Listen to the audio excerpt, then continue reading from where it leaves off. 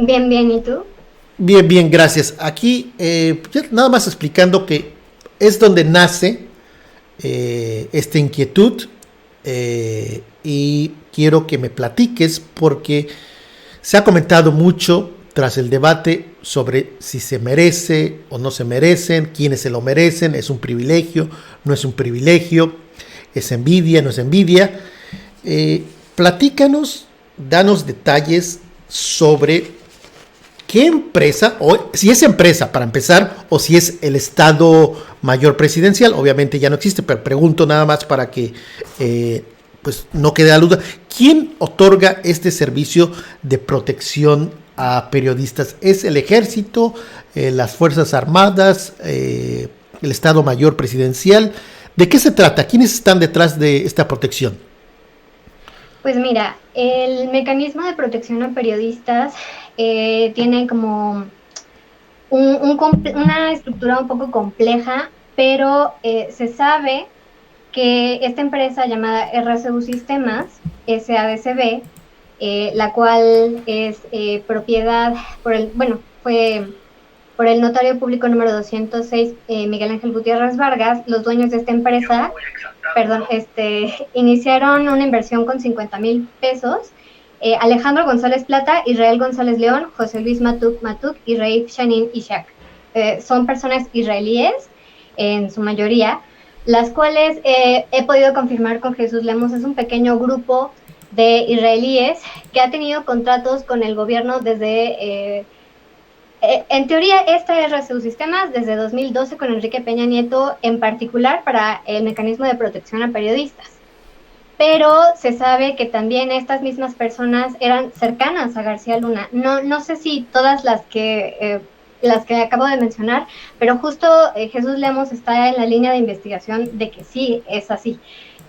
Porque él pudo notar que RCU Sistemas contrataba a su vez a otras empresas que tenían nexos con la hermana de García Luna, la cual también tuvo cargos públicos en sus tiempos, y pues a pesar de que García Luna ya está preso en Estados Unidos, pues aún continúan tentáculos de muchas maneras, ya sea funcionarios públicos que continúan en la FGR, como ya se había mencionado antes, o ya sea pues por este tipo de empresas. Recordemos también que ya habíamos mencionado que con Cárdenas Palomino, él y Salinas Pliego tenían esta sociedad de la empresa Adamantium, que también ya tenía contratos con la 4T.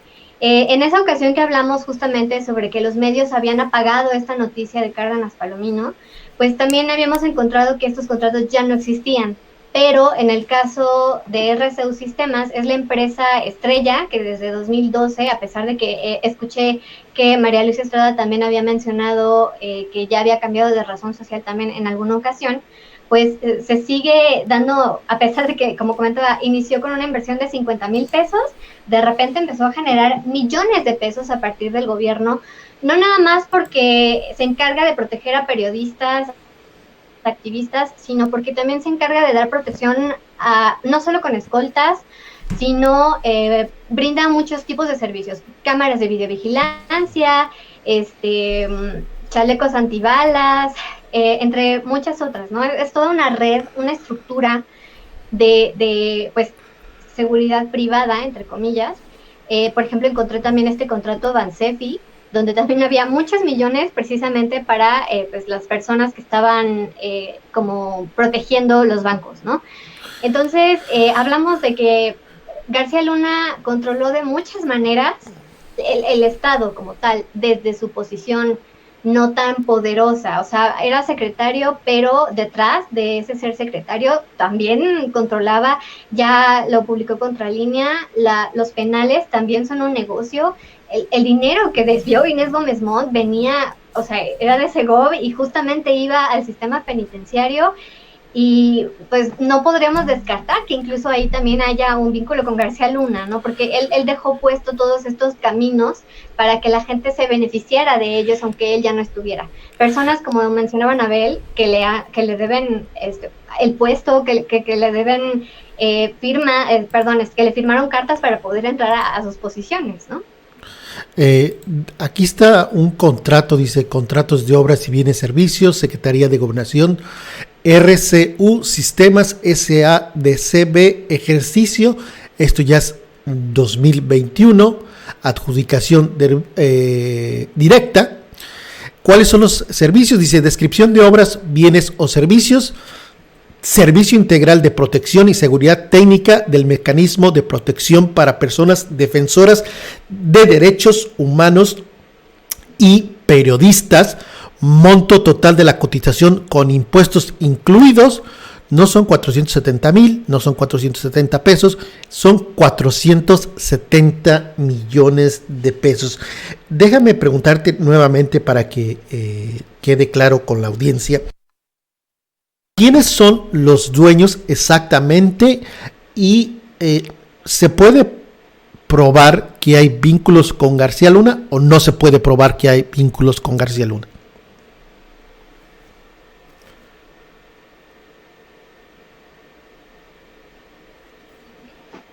Mira, los nombres exactamente de los dueños son Alejandro González Plata, Israel González León, José Luis Matuk Matuk y Raif Shanin Ishak, que son apoderados a partes iguales con el 25% de acciones cada uno.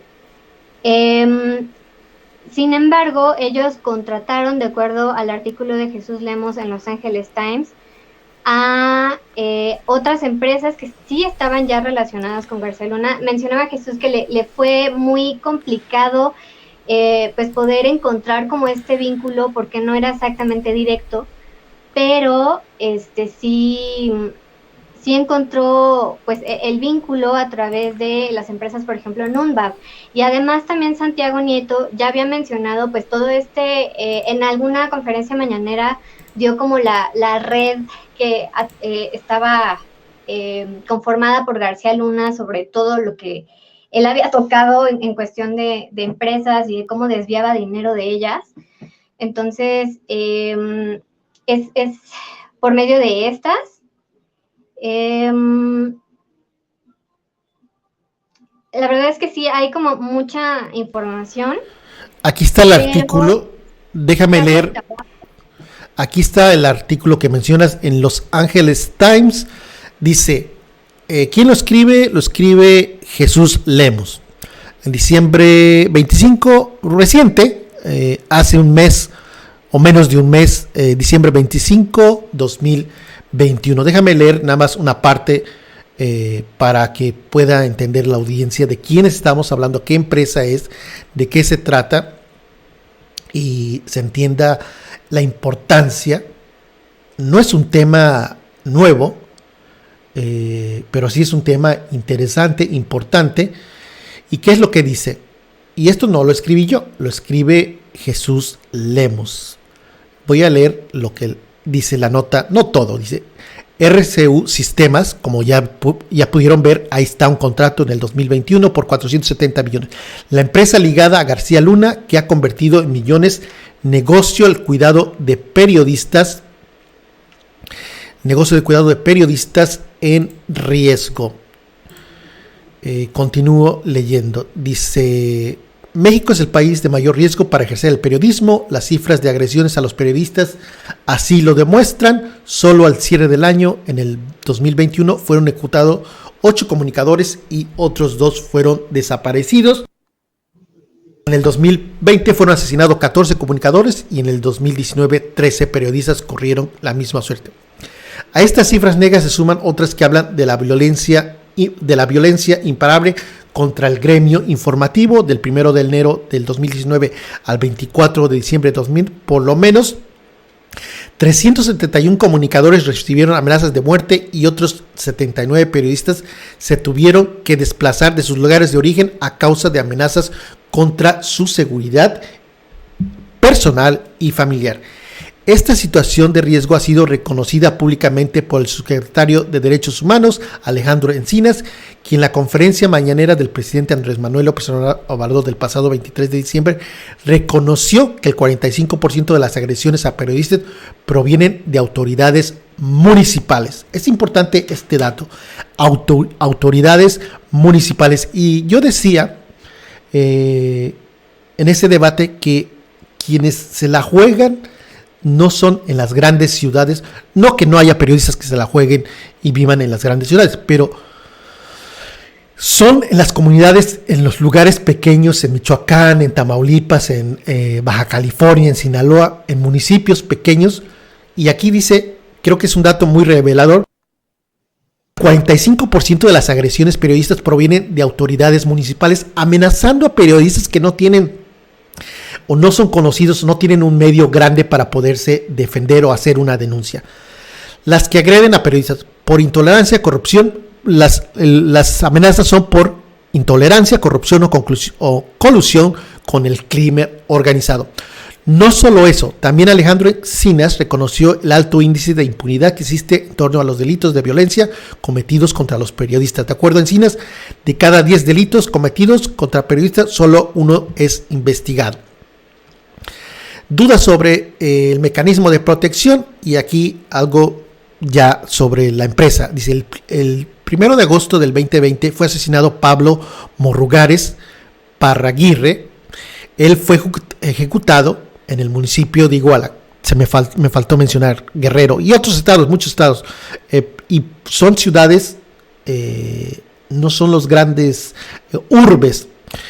Se está hablando de un caso en Iguala. En el estado de Guerrero, su asesinato ocurrió pese a contar con medidas de protección del gobierno federal, las que consistían en contar con escoltas asignados por la empresa RCU Sistemas SADCB, la empresa subsidiaria del mecanismo de protección, la que vende servicios de seguridad al mecanismo desde que este organismo nació en el 2012.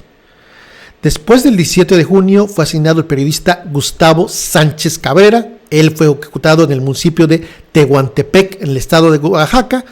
Gustavo Sánchez también contaba con el servicio de escoltas asignados por el mecanismo de protección RCU Sistemas.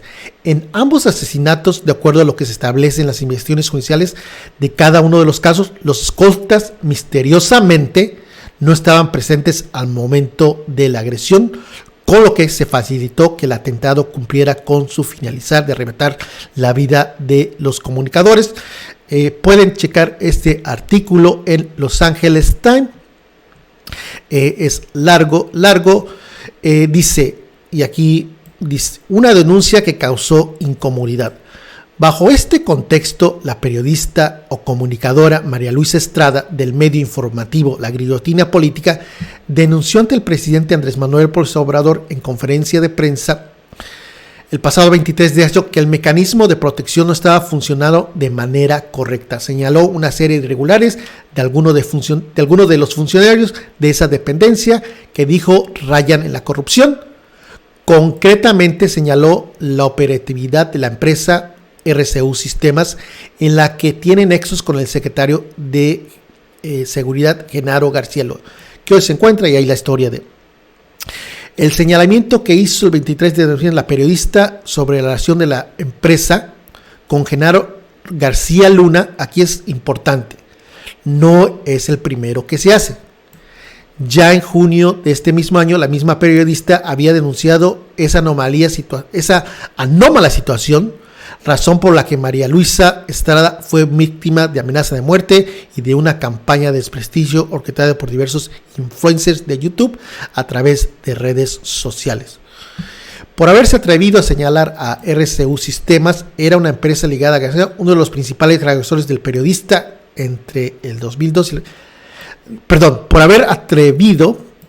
por haberse atrevido a señalar que RCU Sistemas era una empresa ligada a Genaro García Luna, uno de los principales agresores de periodistas entre 2000 y 2012, la periodista María Luisa Estrada recibió a través de sus redes sociales al menos 200 mensajes de odio y algunos de ellos son explícitas amenazas de muerte. A pesar de esa situación de riesgo real de muerte, María Luisa Estrada no fue protegida debidamente por el mecanismo. Es un artículo muy largo, no quiero aburrirlos, pero nada más para darse una idea de qué es una empresa. Escribe Jesús Lemos sobre el tema. ¿Qué te puedes comentar sobre este artículo? No sé si ya lo hayas leído, Laura. Sí, te comentaba justo casi hasta abajo es cuando menciona como los vínculos que fue encontrando.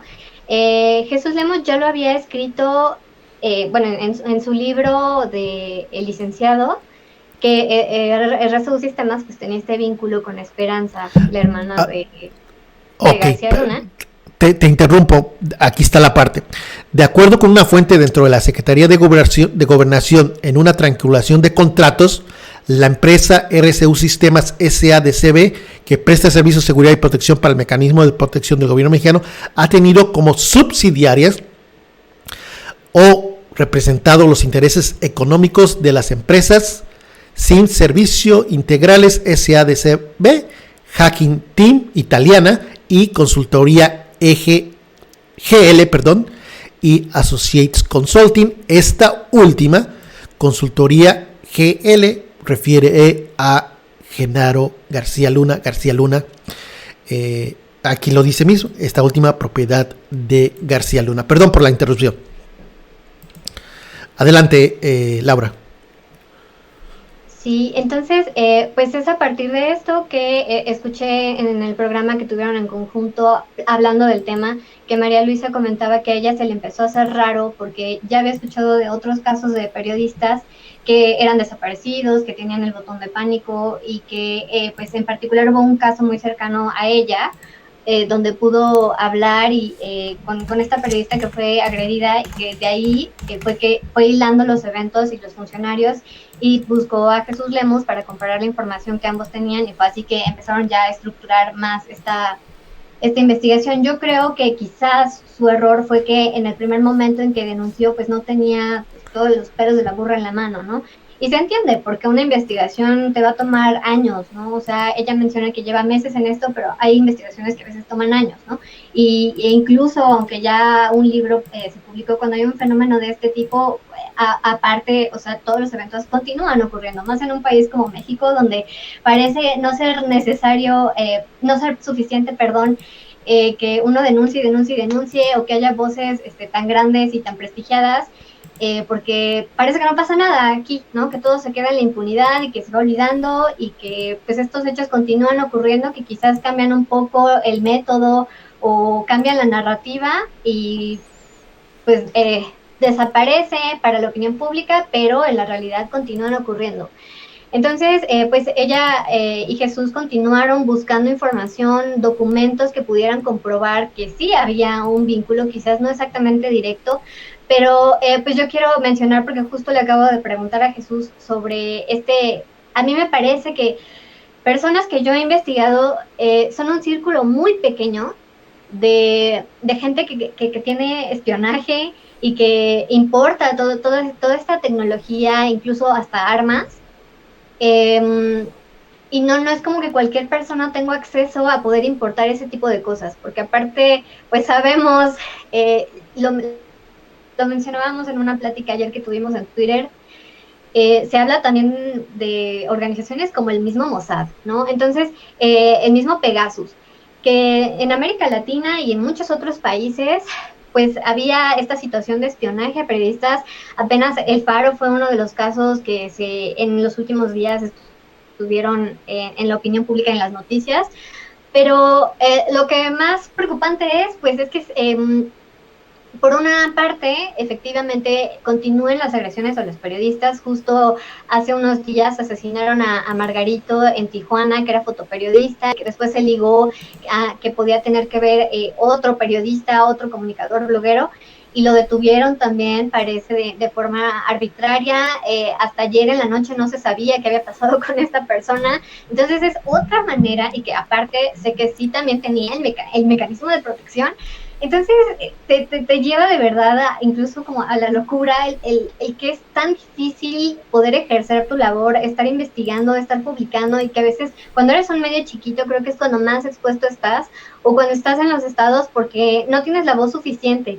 pero no sabes qué personas te pueden ver. Como te puede ver una persona a la que quizás le despertaste la conciencia, como te puede ver el afectado, y el afectado se te va en contra y con todo, y que incluso pueda atentar contra tu vida, o contra la de tu familia, o contra tu patrimonio. Entonces, son cuestiones bien delicadas, y que justamente yo entiendo esta postura de María Luisa, donde ella mencionaba, es que porque aparte hicieron mención de que en Sin Censura se desmintió este chisme, porque algunas personas como Amir Ibrahim lo tomaron distinto de otra información que ya tenían, y bueno, se sabe también cuál es la relación que este equipo tiene con Alejandro Encinas, esta lealtad, esta amistad, y ellos quisieron también, al igual que todos los otros medios, ese día que María Luisa lo denunció, sí, yo sí vi, y me consta que al otro día todos los medios justamente le dieron carpetazo y dijeron, esta es la versión oficial, y sin cuestionar absolutamente nada, aventaron todos los boletines informativos, y en todas las noticias al respecto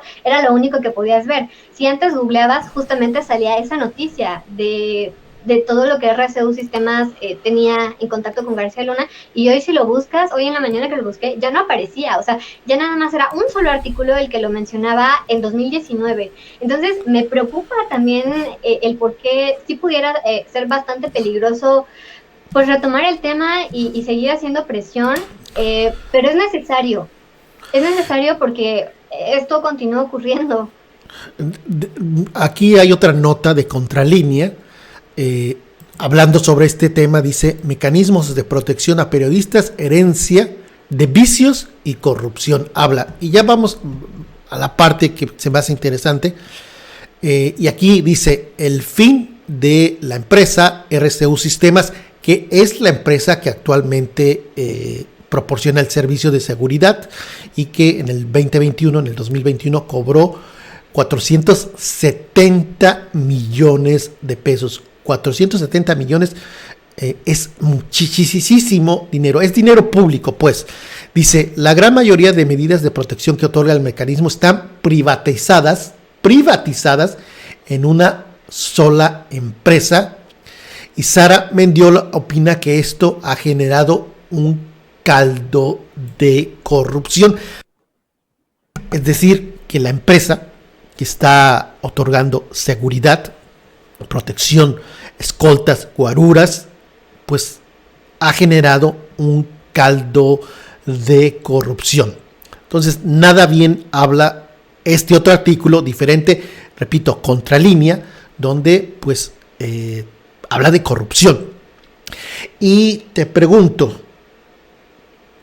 ¿cuántas personas tienen este servicio? O cuántos periodistas y defensores de derechos humanos y periodistas, no solamente periodistas, ¿cuántos periodistas y defensores tienen este servicio de seguridad, escoltas o como le quieras llamar? Pues realmente, entre comillas, son pocos, o sea, son menos de 1000, ya como clasificados entre mujeres periodistas, hombres periodistas y activistas.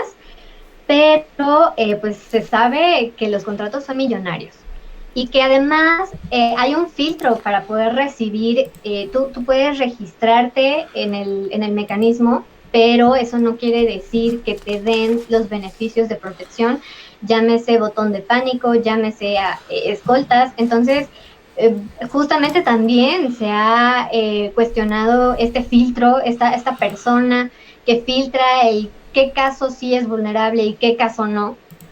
Yo entiendo que con los tiempos de redes sociales es complicado, porque cualquier persona que de repente esté de mal humor te puede aventar hasta una amenaza de muerte, y me ha pasado.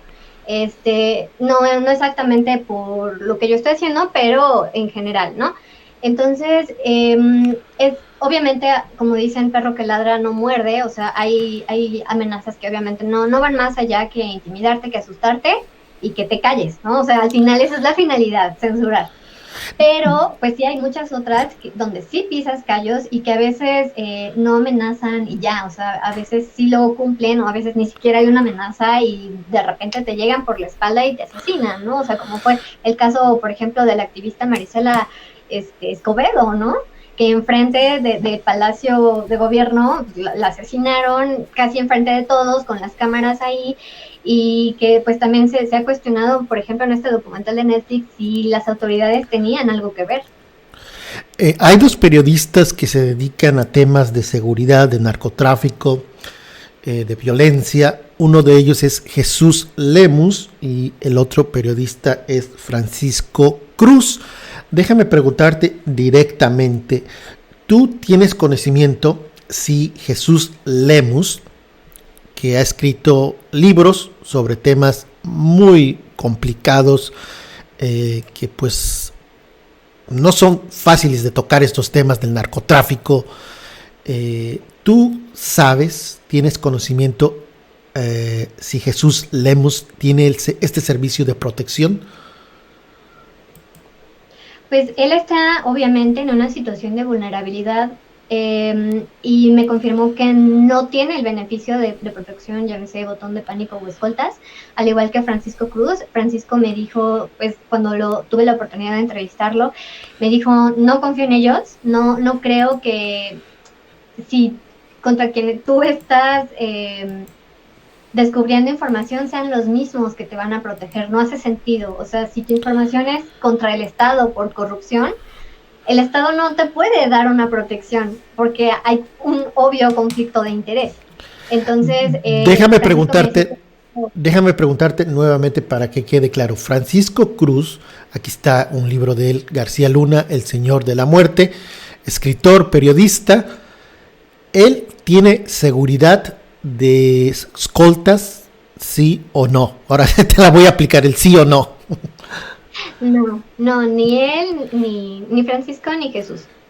Entonces, si uno puede hablar de periodistas que están en riesgo, en alto riesgo, son periodistas que se dedican a estos temas, repito, inseguridad, narco, García Luna, carteles, y creo que es importante dejar asentado que Francisco Cruz, el periodista, aquí está su libro más reciente, si no me equivoco, García Luna, El Señor de la Muerte, no tiene este servicio, no tiene este privilegio, da sus argumentos, y tampoco, según me lo haces saber en este momento, el Jesús Lemus tampoco tiene este servicio, privilegio.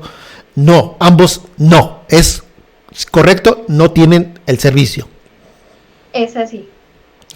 ¿Qué te hace pensar que periodistas que están metidos en estos temas no tengan este servicio? ¿Es una buena decisión, una mala decisión?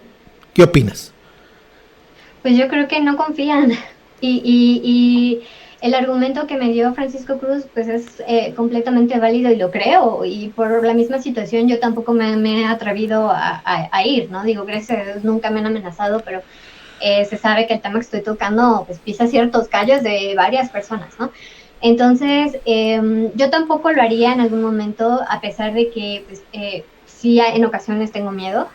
Pues, la verdad es que todos los días yo agradezco que puedo despertar tranquila y dormir tranquila, ¿no? Pero ellos me decían, no confío, pues hay cosas, hay elementos que me dan a no confiar, entonces por eso no creo conveniente. Y además también Jesús Lemus, siempre que ha habido un caso particular donde él sabe que el periodista tenía protección y que aún así fue asesinado, siempre se pronuncia. Y no, eso fue hace poco, fue en noviembre, al principio hizo un pronunciamiento al respecto.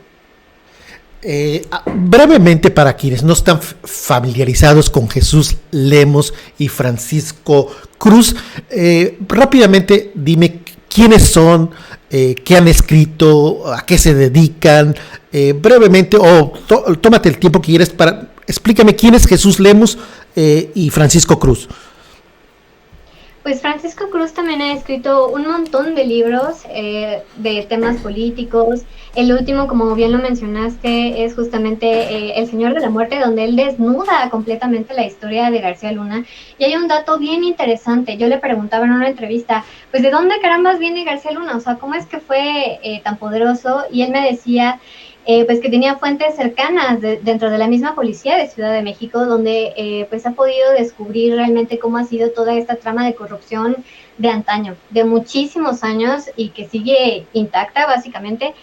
Y pues en el caso de García Luna, pues él casi nació con la misión de continuar porque ya su familia tenía antecedentes y pues él entró al CISEN con las puertas abiertas y desde niñito le dieron la administración de una banda delictiva, o sea, para robarse coches. Y pues él entró al CISEN y siempre le gustó muchísimo, sabe que y no nada más ellos lo han publicado, que a García Luna le encantaba el espionaje, era como su hobby, o sea, espiaba a su esposa, al mismo presidente Felipe Calderón, y que justo fue esta información que él acumulaba de los políticos lo que le pudo entregar a Felipe Calderón para catapultarlo, a Marta y a Fox para catapultarlo, y bueno, en algún momento, pues por supuesto que también le sirvió a Felipe Calderón y a Margarita Zavala.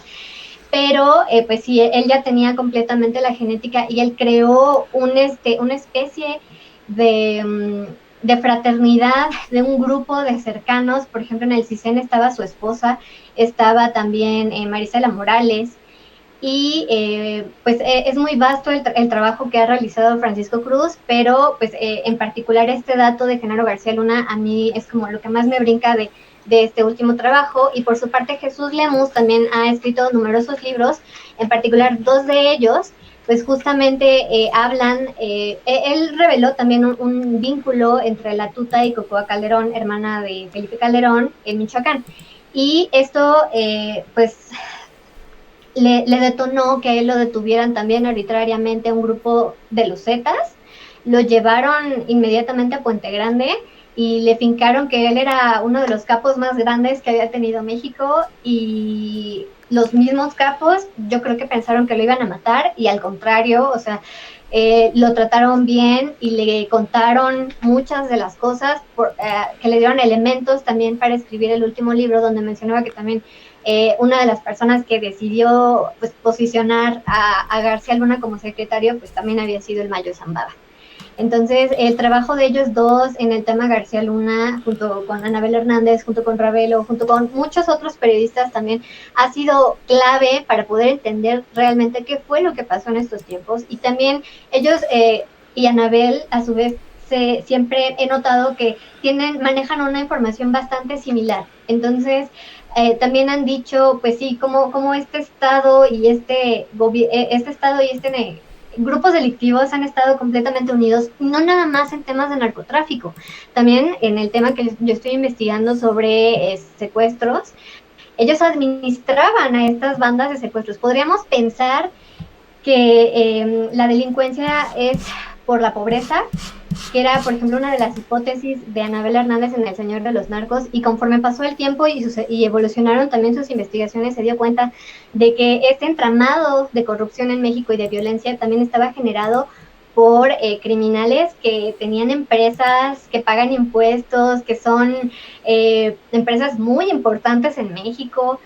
Entonces, supe también que ella publicó, por ejemplo, en El Traidor, que Bachoco transportaba droga en sus camiones. Y ella no fue la primera que lo publicó, lo retomó de una fuente, de un periodista que lo publicó, y a este periodista lo asesinaron.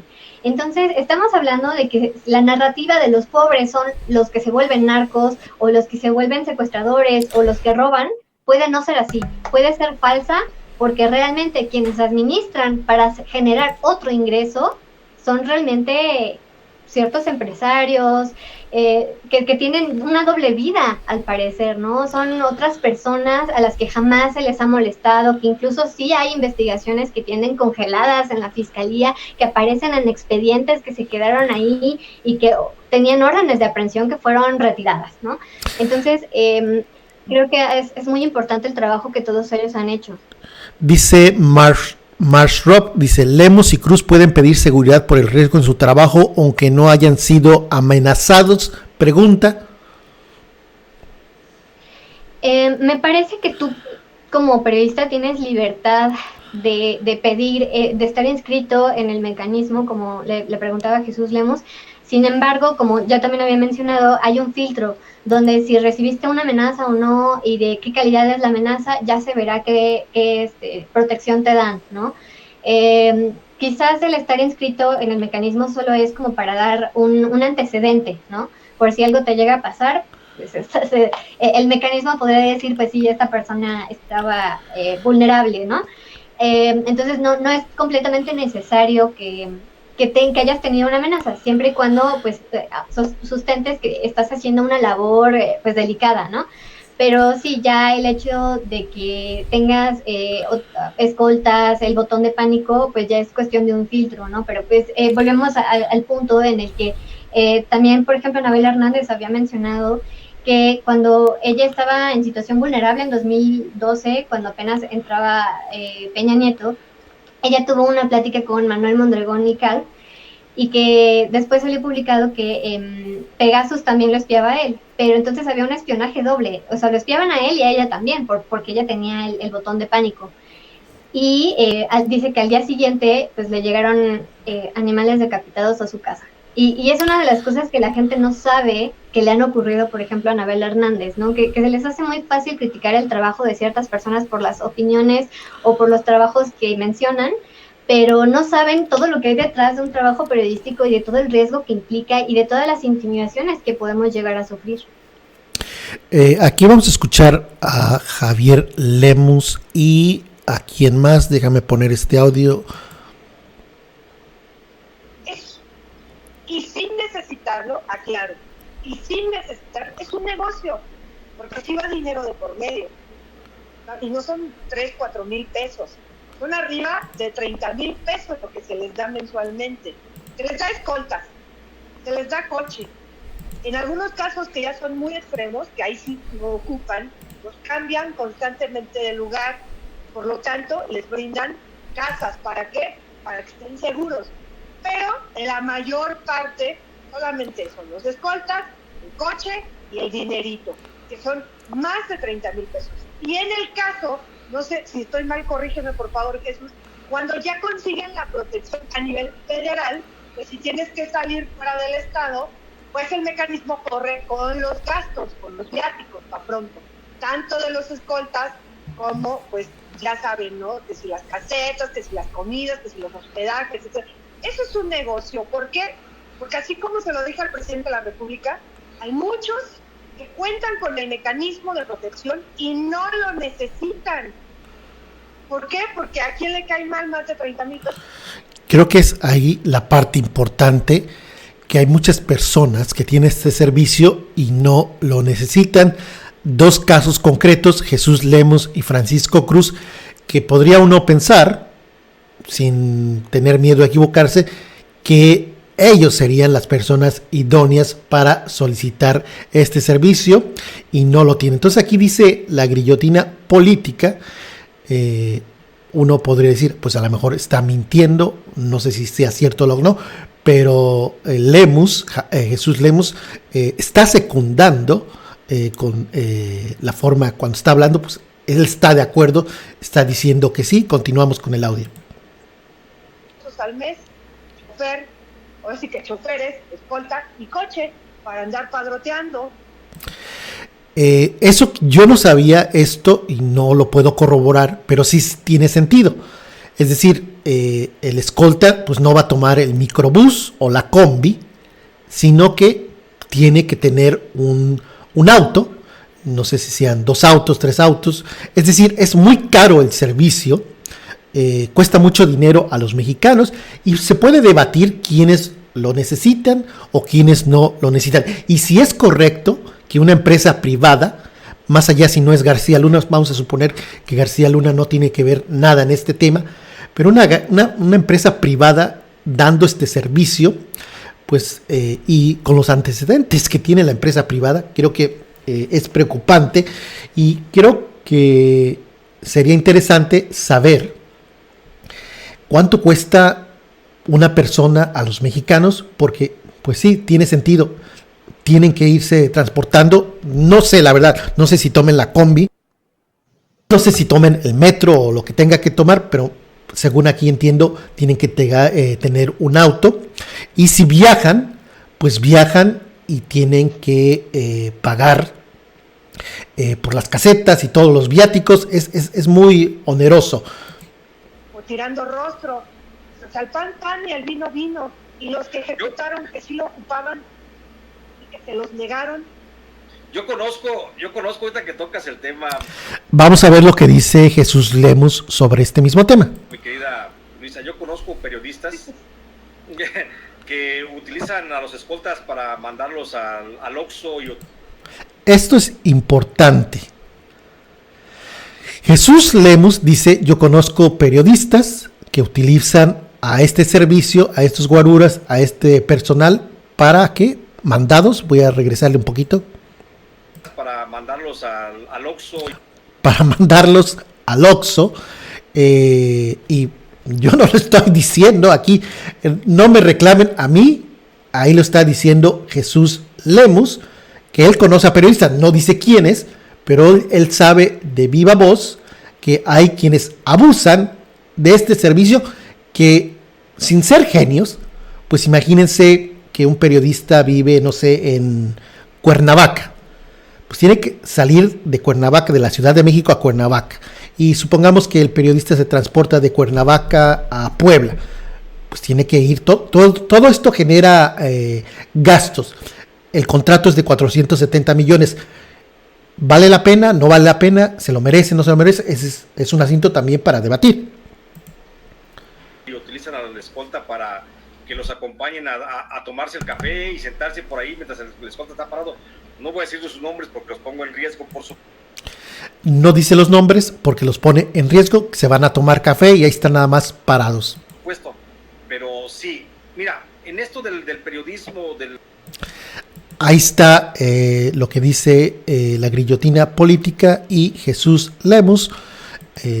¿Qué puedes agregar sobre esto, Laura?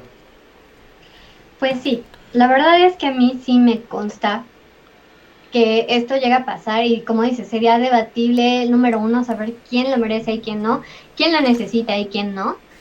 Bueno, más que merecer, creo que es necesitar, ¿no? Uh-huh. Y pues el segundo punto de hasta dónde llegaría la protección de los escoltas, ¿no? Porque si viene un ataque te puede llegar en cualquier momento, en cualquier lugar, tengas escoltas o no. Pues creo que también podría ser debatible hasta qué punto es correcto que los escoltas pues te hagan favores. Por ejemplo, igual también Abel Hernández mencionaba que a ella le querían quitar el mecanismo precisamente porque se argumentó que los mandaba al súper o cosas así, ¿no? Entonces, en ocasiones se entiende que ellos tengan miedo de salir de su casa y que pues a lo mejor otras personas tuvieran que hacer este tipo de requerimientos, ¿no? Pero, pues, pensaría salir a fiestas en pandemia, salir a, no sé, a pasar la noche con alguien. Todos como seres humanos tenemos derecho, ¿no? Pero ¿qué tanto los escoltas deberían también estar ahí o no? Anabel Hernández tiene escoltas de que son parte de las mismas escoltas o este servicio, ¿a ella se lo dan también? Antes de 2000,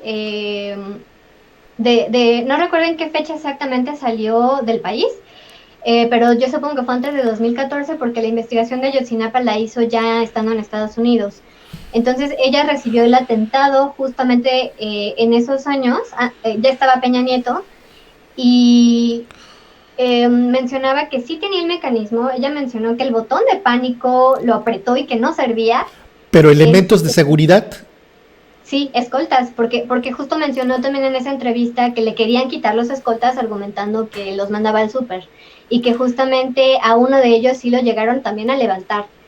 Y déjame interrumpirte porque quiero preguntar, ok, si está en México, la siguen en México, pero Anabel Hernández he sabido que mucho de su tiempo se la pasa en el extranjero. ¿Qué pasa cuando un periodista, un defensor de derechos humanos viaja al extranjero? ¿Ese servicio se cancela o cómo sucede? ¿Qué es lo que tú sabes de esto?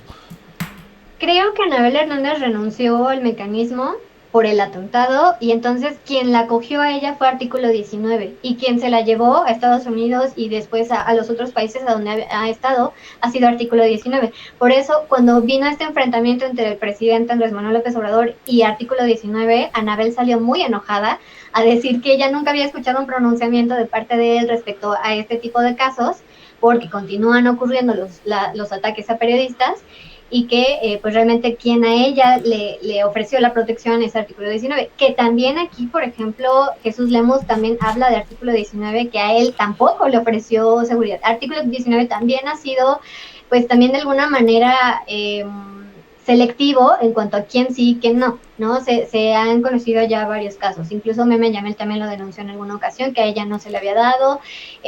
Contralínea, cuando también sufrió este hackeo a sus páginas, también lo denunciaron y Artículo 19 no se pronunció. Entonces, yo creo que más bien, como analizándolo muy a fondo, porque incluso Jesús Lemos ha dicho, basta del mecanismo, deberían cancelar el mecanismo, así de plano.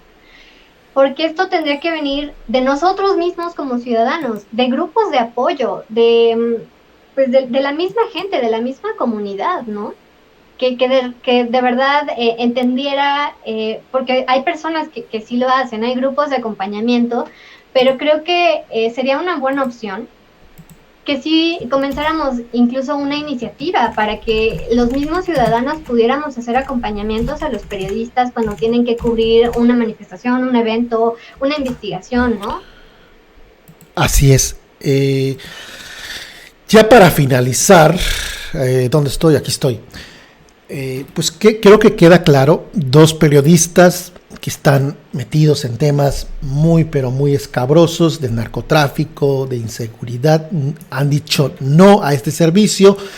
Queda asentado que es una empresa privada, se llama RCU Sistemas, tan solo en el 2021 cobró dinero público, 470 millones de pesos, dices más o menos que son 1,000 personas, y creo que lo que yo dejaría a la gente es que si personas que están metidas en estos temas escabrosos, como Jesús Lemos y Francisco Cruz, no tienen este servicio, no quiero decir que otras personas no lo necesiten, pero pues creo que sería un parámetro y poner atención por qué ellos lo rechazan, ¿no?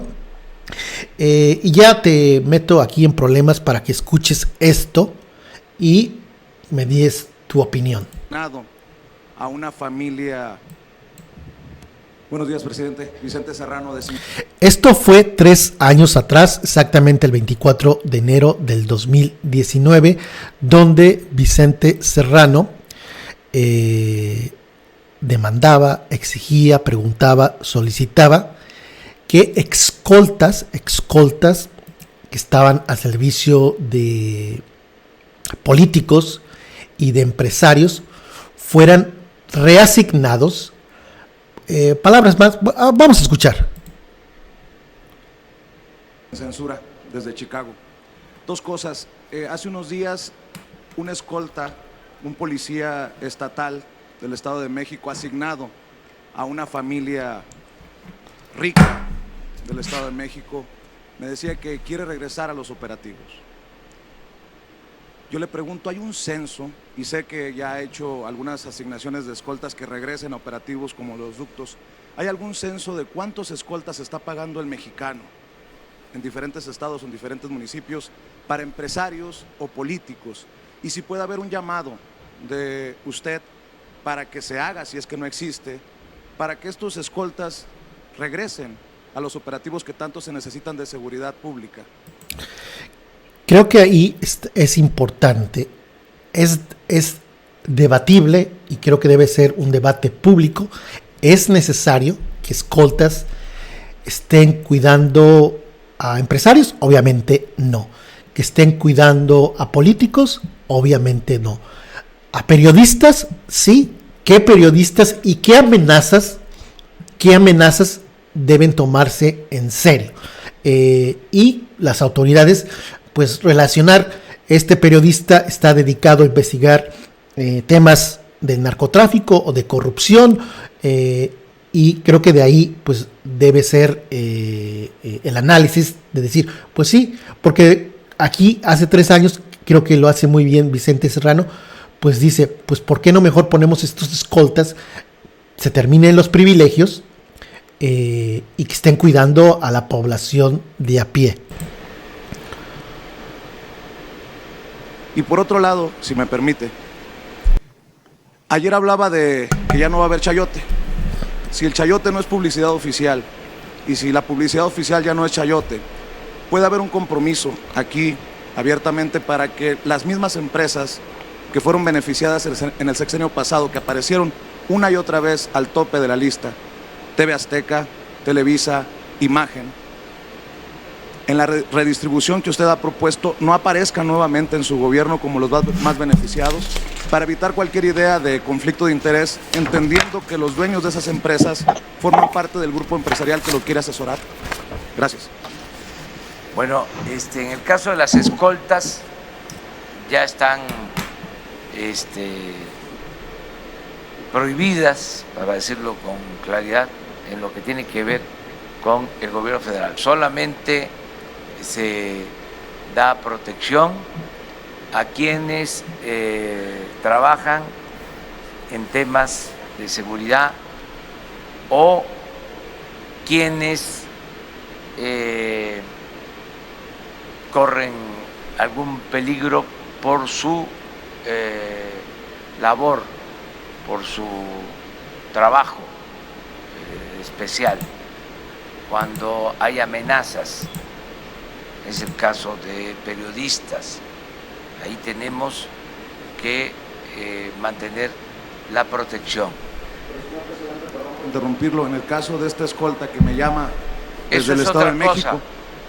¿Cómo hacer para que no se sigan pagando escoltas por el pueblo para empresarios? Creo que es una pregunta muy válida y yo agregaría, vamos a escuchar detenidamente. Por el pueblo para empresarios. Pagando escoltas por el pueblo para empresarios. Interrumpirlo, en el caso de esta escolta que me llama desde el Estado de México, ¿cómo hacer para que no se sigan pagando escoltas por el pueblo para empresarios? Yo agregaría cómo hacerle para que escoltas no sean pagados por el gobierno y estén dando el servicio en personas que no lo necesitan. Eso en el caso del gobierno federal ya no existe, pero puede ser que se conserven en el caso de los gobiernos estatales, de los gobiernos municipales.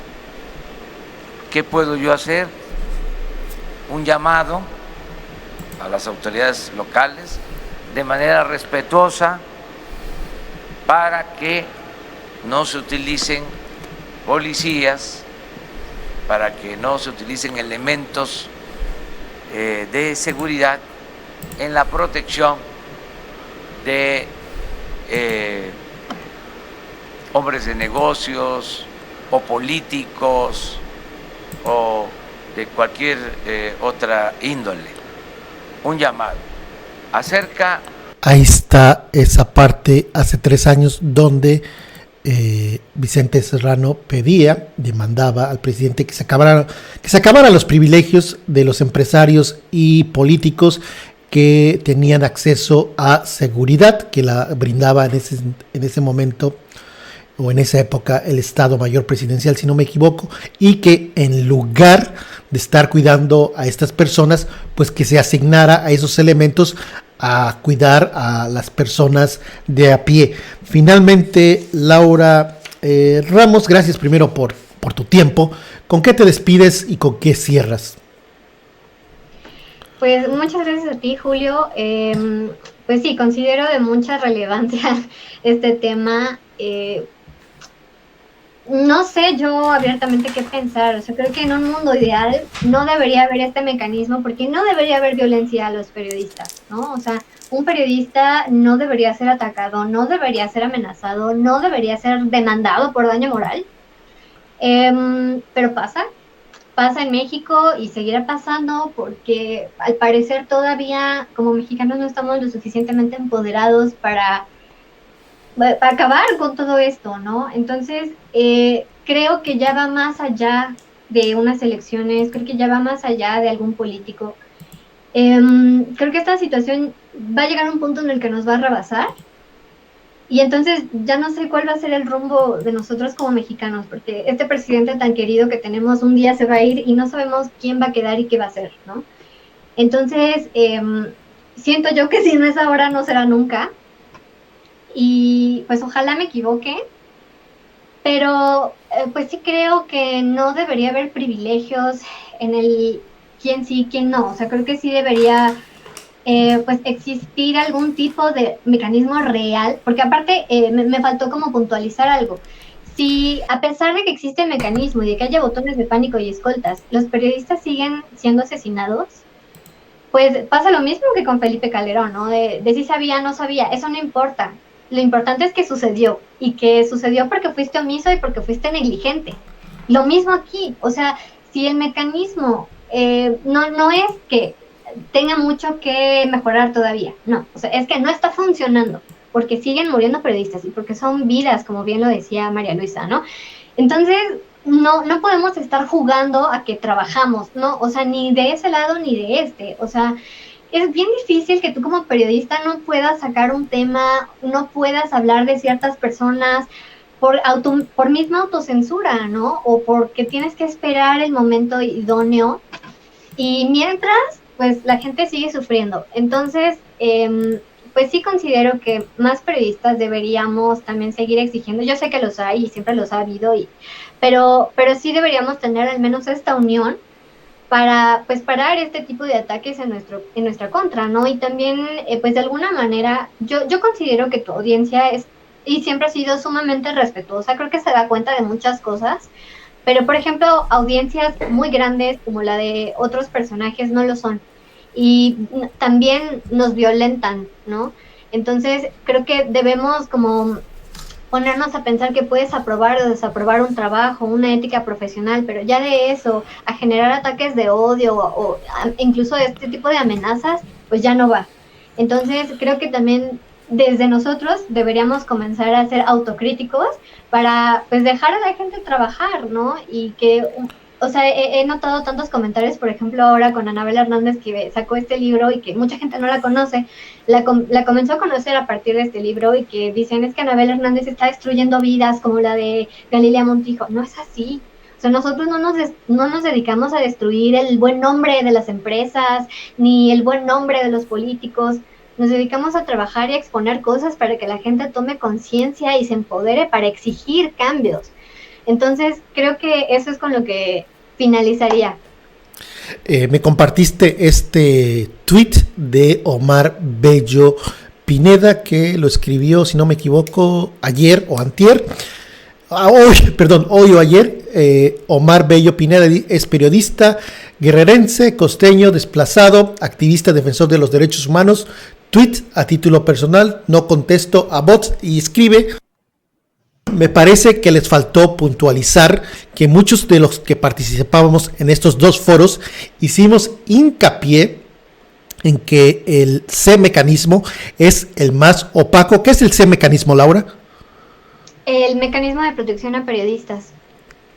Y aquí lo importante, lo que dice, es el más opaco, donde solamente los amigos de ellos entran, y son precisamente de estas organizaciones los que están ahí, que se le quite el poder. No soy yo quien lo dice, aquí alguien que está en este tema, es defensor de derechos humanos, dice: es muy opaco, donde solamente los amigos de ellos entran. Entonces, ya cada quien saque sus conclusiones, ¿no?